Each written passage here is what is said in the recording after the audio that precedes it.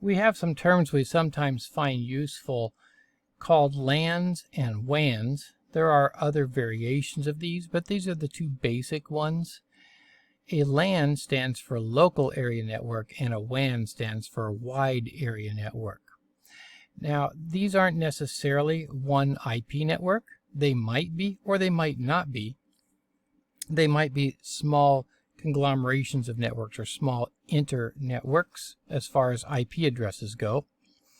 But with a LAN, we're talking about a localized area. They might be different buildings, or they might all be in one building.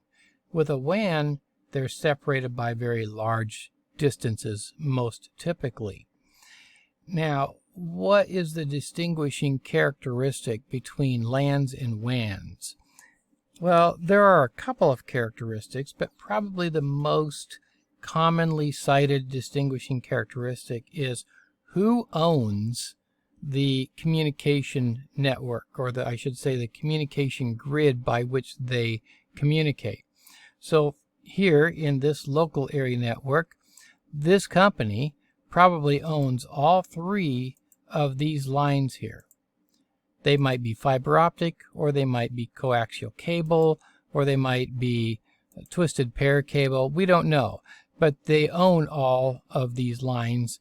Whereas here, well, it's not likely that somebody's going to run a cable all the way from Seattle to Denver.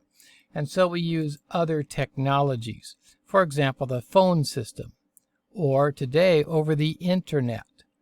All right, so these are lines that might be dedicated between these two, but they are not owned by the company. Now, the company owns everything within the Seattle LAN and everything within the Denver LAN, but the lines between them are going to be owned by some third-party system, electric company, telephone company, cell service, whatever it is, ISPs, is going to own this cable or set of cables that goes between these 2 points.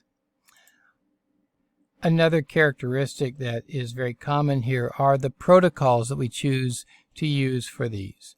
So the protocols we might choose for the LAN here might be the same ones that we used in previous discussions, in previous videos, maybe switches, hubs, although we don't use hubs very much anymore, routers, and so forth.